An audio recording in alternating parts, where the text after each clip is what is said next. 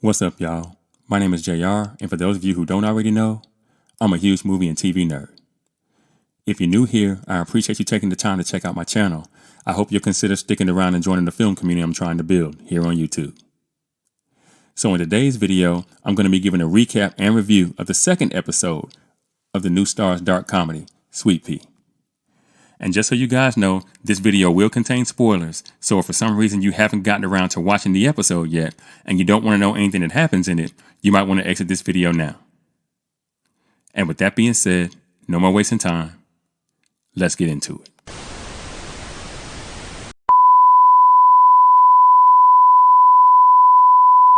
Now, as I told you guys in the last video, I thought the pilot episode was really clean, meaning that there wasn't a lot of filler. Every scene that was present meant something to the main character as it pertained to the theme of the episode, with that being loss. I thought Rhiannon was established as a character who felt down on her luck, that life had denied her of the things she needed to flourish, and as a result, all she had done to that point is try to survive. And so, in the pilot episode, the writers took the character and subtracted the few things that she had in her life to cope. And that being her father, that being the house, then the job that she wanted, her dog, and last but not least, her dignity. So what I'm looking for in episode 2 is mainly to see how the world that the character inhabits responds to her actions in the final few minutes of the first episode, and I want to see what she decides to do in response to that.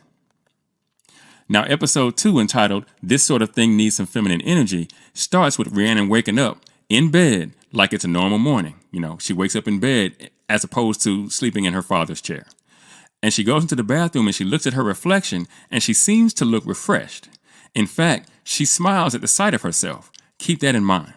Until she notices dried blood on her neck and the trauma of what happened the night before all comes rushing back. Now she turns and notices her clothes from last night soaking in the bathtub and the knife she used to stab the man that she killed the night before on the floor, still covered in blood. And she pauses to think before deciding to place those clothes in a hamper along with the bloody knife and wash them, as opposed to burning them, but okay. And just as she does, she hears the doorbell ring. So she puts on a robe and she answers the door to find Craig standing there. Now, Craig immediately makes mention of how nice she looks, how different she looks, right? And so she thinks he's there to riz her up maybe, but after a few moments, she realizes that he's only there to make an offer on Tommy's transformation, her father's business, you know, the one that Saren wants to sell. Now, Rhiannon ends their conversation abruptly, you know, for obvious reasons, but she takes the envelope from Craig and she closes the door. She then places the envelope on top of the microwave before filling a nearby teapot with water and setting it on her gas stove. She then takes the bloody knife out of the hamper, remembering that she murdered someone the night before with it. And she's, brought out of her trance as the whistle on her teapot blows. And she puts the knife in a regular pot, pouring the boiling water from the teapot onto it. Roll open credits. Now from there, we see Rhiannon on the bus, no doubt on her way to work. Via, the episode before, we've kind of established her pattern. She notices another one of Julia's realty ads in the upper little section on the bus before the bus comes to a stop near the park where she was the night before. And as people begin to look in that direction, so does she. And she notices that police are everywhere. And she immediately becomes worried as the bus begins moving again. Now, she arrives at work and immediately sits down at her desk and she Googles Meadow Lane Lock News, which I assume is the park or the section or whatever where the event took place. And as she does this, my man AJ appears with a cup of tea for her, claiming that he thought someone should get her tea for a change. Funnily enough, she calls AJ a creep under her breath as he walks back to her desk. No good deed goes unpunished, right? Now, at that point, Norman comes out of his office and he asks if anyone has any stories that are front page worthy. Now, AJ pitches massive disruption amid major gas works, right? Another woman in the office pitches controversial suggestions from the public about the proposed council budget. But Norman thinks all of these stories are too boring. And at that moment, you can see the wheels in Rhiannon's head turning like she really wants to say something, but she doesn't. AJ then pitches a story about pigeons attacking pedestrians before Jeff comes rushing in out of breath and mentions that there's a dead body that was pulled out of the river. And of course, Norman loves it. He loves it so much that he orders Rhiannon to get a cup of tea for Jeff, right? Cup of tea for Jeff. And again, he calls her Sweetpea. So, there's that. Now, as Rhiannon gets up to get the tea, Jeff tells Norman that he doesn't have much more information at the moment. Now, AJ mentions that he can give his mate a call because he lives on a barge near the river. And Norman gives AJ an attaboy. Rhiannon stands there thinking, and then she blurts out that it was a murder, and that the police were there earlier in the morning. And Jeff makes mention that doesn't mean there was a murder. Rhiannon then states that the man was stabbed on a night out, that she overheard someone talking about it on the bus. Now, Jeff doesn't like it, calling it hearsay, but AJ thinks they should get someone down there. Norman agrees and gives AJ another professional compliment, right? And then AJ reminds him that it was Rhiannon who gave the group the information they needed to get started, but Norman ignores him, telling everyone to get out there. And to add insult to injury, he puts his teacups on Rhiannon's desk and tells her to take care of it, again calling her Sweetpea. Now from there, we see Rhiannon taking a phone call at her desk. And Jeff and AJ come back into the office, and Jeff remarks that it was a male victim, late 20s, found in the canal by a jogger. That the cause of death was 14 stab wounds. And at that point, Rhiannon again remembers what she did to the man as Jeff continues describing his wounds. AJ then remarks that there was no footage from CCTV cameras, no weapon, and no trace evidence. At that point, Rhiannon interrupts, asking if the police know who did it. Norman remarks that it must be gang-related with that many stab wounds. Jeff remarks that it must have been some crazy man. Remember that too. Norman then tells the staff that they need an identity and a quote from the family. AJ tells Norman that he'll check social media for anything he can find as it pertains to leaks online. Norman also tells Jeff that when the police have their press conference that he wants him there. And at that moment, Rhiannon hangs up her phone call and she notices that Jeff left his pad on his desk unattended, so she gets up from her desk and she takes it. But my man AJ sees her and follows her into the break room. And when he gets there, he tells her that he saw what she did and admits that Jeff is a bit of a prick. Now, AJ asks Rhiannon what she plans to do with Jeff's pad. She explains that she just wants to have a look. He replies, "It's always the quiet ones." Hint, hint, right? She asks if he can read shorthand, and he says no. But then, he asks if she can. And she replies, "No, but I'm not the new junior reporter." She tells AJ that she thought there might be more details that Jeff hadn't shared, as she goes over in her mind, again, what happened. And, of course, she wants to know what Jeff knows so she can know what the police knows, obviously. Now, AJ asks if she's all right, and she replies, "Yes, I'm just shaking." AJ tells her that they'll catch him, that he's sure of it. And Rhiannon asks why, remarking that people get away with murders all the time, that 62% of murders in the UK went unsolved the previous year. He then does a bad impression of Columbo, claiming that those murders didn't happen on their doorstep, which seems to weird Rhiannon out, and she gets up and she leaves the room. She then goes on social media and reads the horrible things that local people are saying about the man who committed the crime. Jeff then calls into the office, and Rhiannon lies to get him to reveal the identity of the man and where he lived. He then tells Rhiannon to go tell Norman. But, the phone call kind of is going in and out like they're on a bad line, so that's an important part of what happens as well. So Rhiannon walks into Norman's office as he's doing some weightless exercises, right? She tells Norman that she has a name and an address and that she'd like to get the quote he wanted. He tells Rhiannon that this is Jeff's story after he calls her Sweetpea again. This is like the fourth time now in 2 episodes that he's called her Sweetpea. Now, she lies again and tells him that Jeff got a puncture and that they need to get out there before someone beats them to it. She goes on to remark that this sort of thing needs some feminine energy, right? The name of the episode. Norman eventually agrees to let her go get the quote, but he sends AJ with her, a babysitter. So from there, we see AJ and Rhiannon drive into the house, and AJ apologizes for being a tag-along. Then he makes a joke about the pigeons, but Rhiannon scolds him, explaining that someone is dead. AJ feels bad, and so he apologizes before she explains that her father and her dog have recently died. AJ apologizes again for what she's going through and remarks that she's holding it together quite well, whereas that he would be breaking down had that happened to him. So this is AJ kind of giving her that support, right? you're doing well, or I would be a wreck. You're such a strong woman, that whole deal, right? He then tells her that it would be okay if she wasn't okay, because she's kind of giving him mixed signals. And she tells him that she's been getting really angry at times, like she saves it all up and then it all comes out at once. That's a really important line. AJ then explains that he feels like that's pretty normal. Rhiannon seems comforted by the idea that he might know what she's going through, but then he tells her how he kicked the wall when his grand died, and she replies sarcastically, "Oh yeah, you're a monster." Now the pair arrive at the house, and they get out of the car and knock on the door, but no one answers. Rhiannon then goes around the side and peeks through a window, and she sees a man sitting inside, basically dressed kind of sloppily or whatever. And Ryan's mother finally opens the door. Now, when AJ explains that they're from the Gazette, she goes to close the door again, but then they explain that they want to do a tribute to her son, and she lets the pair inside.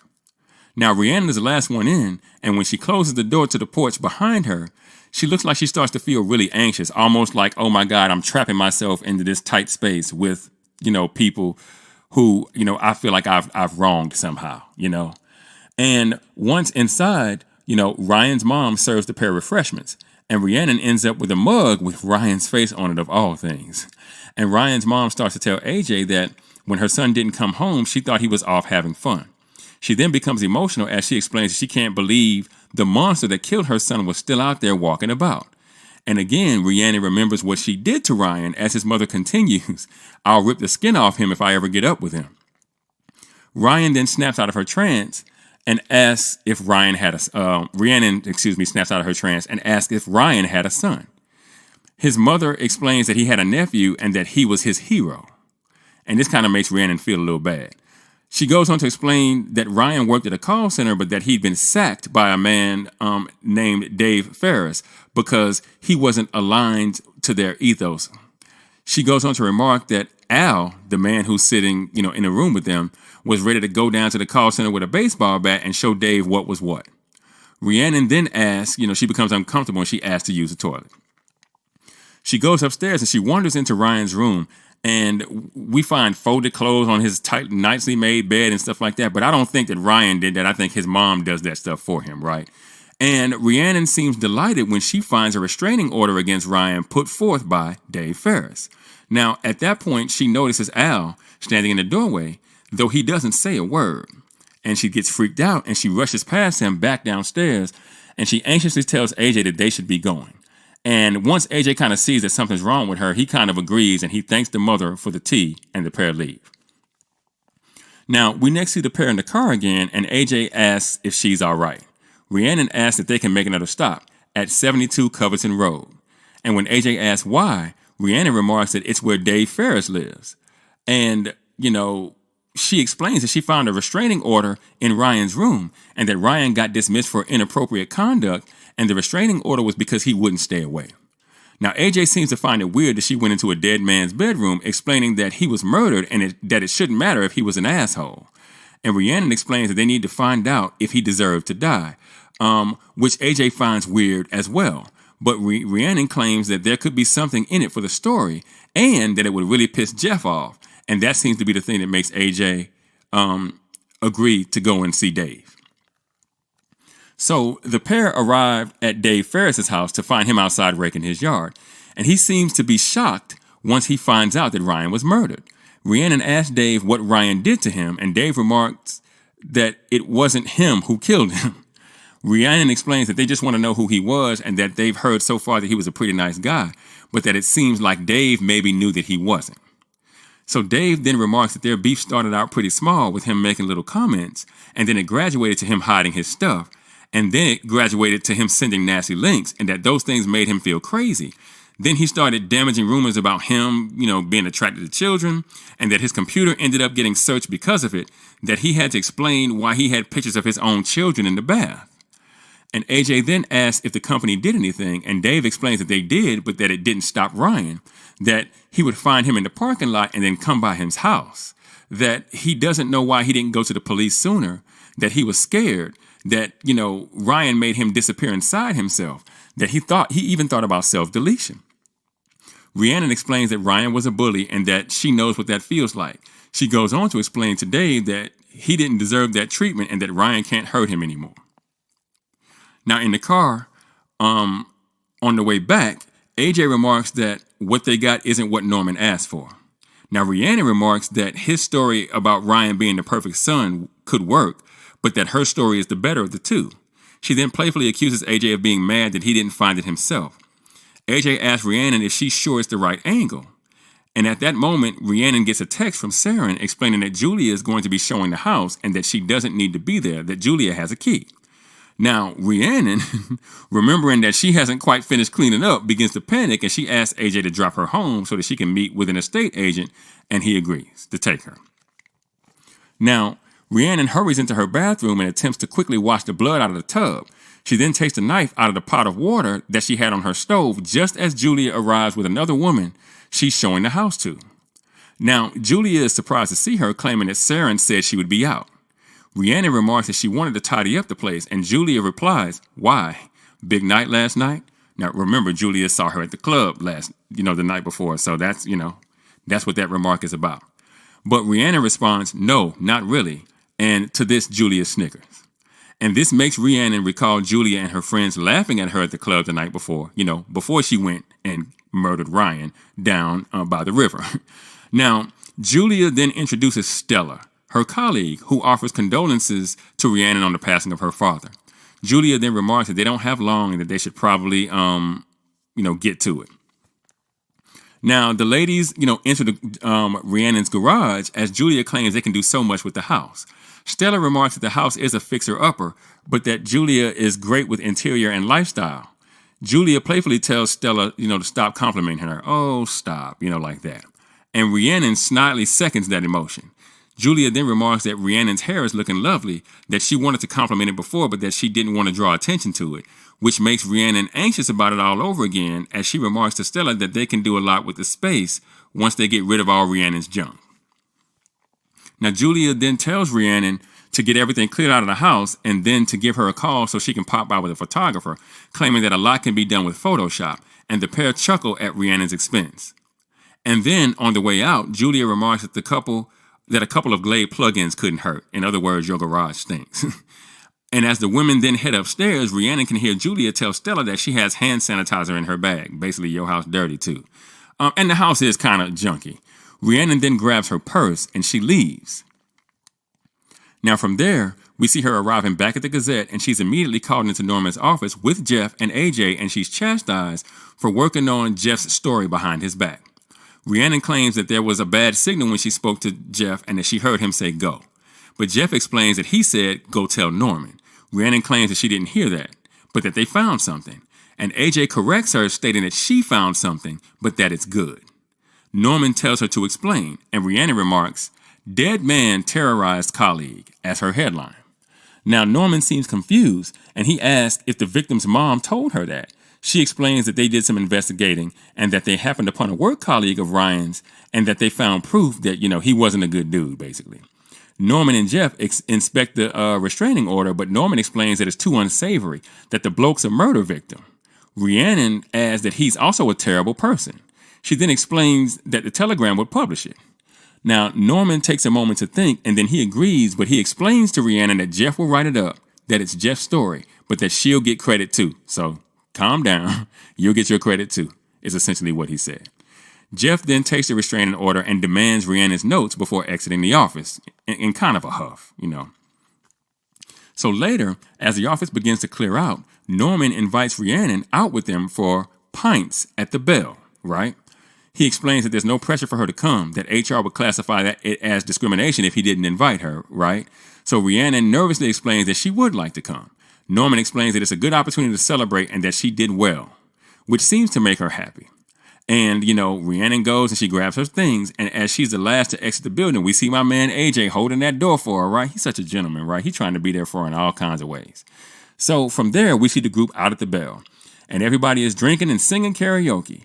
And Rhiannon looks like she's having a good time. She then asks AJ if the bar is always like this, and, that's just to show you that she don't get out much, right? And AJ even remarks, "You must not get out much." Norman then explains to AJ that all new employees must do a song or risk being fired. AJ then asked Rhiannon what she did when she was new, and she tells AJ that they didn't ask her, right? You know, nobody saw enough in her to even be concerned about taking her out or having her do songs. That's the point. When we see Rhiannon at the bar trying to order drinks, being ignored as always, we then see Craig on the other side of the room shooting pool with some of his mates, I assume. Now, she smiles and she waves, but he doesn't smile or wave back. And then she finally gets the attention of the female bartender and she orders her drinks. Now, at the same time, there's a rude man snapping at the female bartender, which seems to annoy Rhiannon a bit. And she stares at the man like she knows him. And then Craig appears, explaining that to Rhiannon that he's glad that he bumped into her, that he wanted to talk to her. And Rhiannon seems taken by the idea until he explains that he wanted to talk to her about the business agreement he left with her earlier. He asks her if she's read it yet, and she explains that she has not, and that she's not exactly sure that she can trust him with her dad's business, but that she's got his number, basically so, like, I'll call you when I get ready. And at that moment, the bartender appears with her drinks, and she takes them and she walks away with a smirk on her face, like she's kind of happy that she was able to kind of put Craig in his place a little bit, take him down a peg, right? Now, as she sits down at the table, you know, she's feeling good about herself, so she tells the group she's going to sing something. And we next see her on stage singing Roar by Katy Perry. And midway through her song, the police enter the bar, which automatically makes her extremely nervous, right? I mean, obviously. And then the female MC takes the mic and she talks about how Ryan's murder has impacted the community and that the police want to speak to anyone who might be able to help with their investigation so they can put the monster in prison where he belongs. She then implores everyone to look after each other.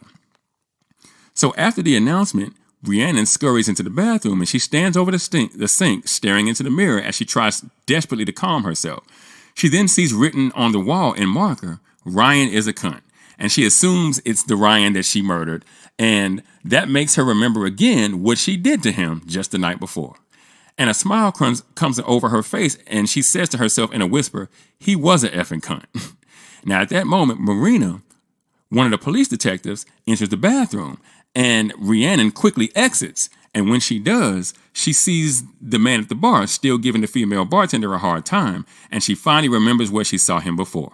His name is Mike, it turns out. And he was the man berating the nurse at the hospital, the man who kept her from getting said nurse to check on her father while he was dying. So, bad Mike, right? The female bartender finally gets Mike his beer, or his pint, or whatever you want to call it. It's the UK, right? But he leaves it there, claiming that he's not thirsty anymore. And as he walks away, we hear the female bartender call him a cunt. So, you know, it's a little on the nose, but, you know, that makes sense, right? Ryan was a cunt, and now Mike's a cunt, and this gives way to what happens next. So Rhiannon begins to follow him out of the bar, and as she walks past the other detective, he tells her to be careful out on the street, at least until they catch the murderer. Rhiannon tells him that she will, and then she follows Mike onto the street and down a dark alley while he goes on with a woman on his phone. But Mike finally gets off the phone, and Rhiannon gets his attention as he's cornered himself in this dark alley, you know, claiming that she's lost her dog and that she might have gone into what looks like a small adjacent junkyard where the fence is kind of a little bit open. So she asks Mike to come and look under a bin, and he chuckles at first, but he does go and bend down to see if he can locate said lost dog. And when he does, Rhiannon takes out her favorite knife and she stabs him to death. And after Mike takes his last breath, we see Rhiannon walking down the street and she stops in front of Bradgerton's, which is the company that Julia works for, and she chuckles as we hear a voiceover declare, "People I'd love to kill." Cut to black. So look, I like what Chrissy Ducker did here with the episode as far as the script's concerned. The first episode, like I told you guys in the last video, was the setup. It was the episode that established who Rhiannon was when we were introduced to her. And this episode is about who she's becoming after what she did at the end of the pilot and what people around her are doing to both report, you know, what happened and, you know, of course, ultimately the police trying to catch who the murderer is. And in this episode, we see that she wakes up in her bed again as opposed to sleeping in her dad's chair. So we see that her murdering Ryan in the episode before did something for her confidence, her self-esteem, that she's kind of moving past what happened to her dad. She's not over it, but she's over it enough to kind of get back to some level of normalcy. And she's feeling refreshed, so much so that she seems to be able to tell the difference in how she even looks in the mirror, because, the writers have decided to go with her hair falling out when she feels really anxious and really bothered. So like when she looks in the mirror, her hair looks all healthy, and she seems happy about it and that kind of thing. And it's only after she remembers why she feels so different that she starts to kind of unravel a bit. And for the rest of the episode, we kind of watch her vacillate between being disturbed by what she did to Ryan and being proud, in a sense, for simply being able to do it. And speaking of being able to do it, Rhiannon seems taken aback by the fact that people at her job and locally, when they find out about the murder, that all they seem to do is refer to the murderer as he, as if it's impossible to fathom that a woman could have done it, which I think makes Rhiannon feel a bit unseen all over again. Certainly not enough to admit, that she committed a crime, mind you, but I think she feels slighted nonetheless, right?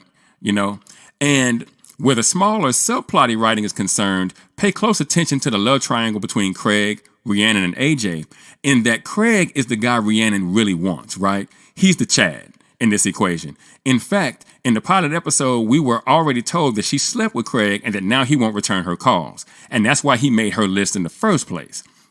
You can see when he shows up on her doorstep, she seems really excited to see him, right up until she realizes that he's only there to make an offer on her father's business. Meanwhile, my man AJ is doing all the right things. He's getting her tea, he's making corny jokes and doing lame impressions. He's driving her around, supporting her at work. You know what I'm saying? Holding doors. He's doing all the things. And mostly Rhiannon seems to think he's either a lame or a creep for his trouble, right? But he's the guy who actually seems to want her. And I think this is setting up for a kind of seesaw effect wherein over the course of the next 4 episodes, as she grows more and more tired of feeling unseen as it pertains to Craig, she'll start to allow AJ to continue to see her more. Of course, metaphorically speaking. And like I told you guys, I definitely think that AJ and Rhiannon will end up in some kind of relationship, whether it be a simple hookup or a more long-term committed type situation. I was also interested in exactly how the writers would set the whole killer thing up, right? I wondered if Rhiannon would kill the one person and then spend the rest of the time trying to keep from being caught, especially being that this miniseries only has 6 episodes, or if she would double or triple or even quadruple down and keep putting dudes in the ground, right? While the police are circling. And though the series started off with a list of people she'd like to kill, so it was already leaning towards serial killer status, I know. But nevertheless, I wanted to see what the writers would ultimately decide to do here. And they appeared to say, hey, we're going to double down. And I like the decision. And at this point, I think not only will she double down, I think she's going to put more dudes in the ground. Like, I think it might even be a situation where we get a new dead body every episode the way this thing is headed. Now, overall, I'd give this episode an 85% or an 8.5 if you're thinking IMDb score, right? Like I said, the writer of this episode understood the assignment. And the narrative here was ultimately served and pushed forward on time in a way that made absolute sense. The pacing of it's making sense to me. Given, like I said, that we only have 6 episodes, you kind of got to get to the point. You know what I mean? So there's not a whole lot of meandering. This is another episode where there wasn't a whole lot of meandering. There wasn't a whole lot of filler. Everything kind of went, straight to the point. The car scenes were kind of like, data dumps, but I'm not going to eat the writer's lunch for that. But that's probably, if I had to give one reason why I gave this an 85% and I gave the previous episode a 90%, that's probably what I think it is. There were like 2 or 3 car scenes that were just kind of data dumps, and I'm just like, but they worked. They didn't kind of make you completely go, oh, what's going on here? So I'm not gonna like completely just like you take out my red pen, so to speak, on that, right? And look, this series reminds me a lot of Dexter, in that Rhiannon seems to kill people, all men to this point, that she seems to think deserves to die for whatever reason, just like Dexter did. Now, Dexter killed people who had committed crimes and got no punishment for them. Rhiannon just seems to kill people that, are mean to females in her eyes. Now, the biggest difference, though, between the 2 shows is that this series is a miniseries, that meaning a single season, as in 4 more episodes remaining. And though I love this show so far, And episode 2 it's still going strong, but I hope to hell that the writers don't make the same mistake that the writers on Dexter made, that being letting a serial killer off the hook for killing a fuck ton of people. But what do you guys think? Did you like the second episode of Sweetpea? If you did, what was your favorite scene in the story? Let me know in the comments. And for those of you who might be new to the channel, be sure to like and share this video. If you really like the content, be sure to subscribe and hit that notification bell. That way you'll be notified whenever I drop a new video. You can also support the channel by leaving a super thanks. If you should be so inclined, I'd really appreciate it. Also, be sure to go and check out themaskscreenwriter.com for more television and film reviews and info on my upcoming film projects. And with that, I'm going to go ahead and get out of here. I got screenplays to write, and I'll catch y'all on the next video.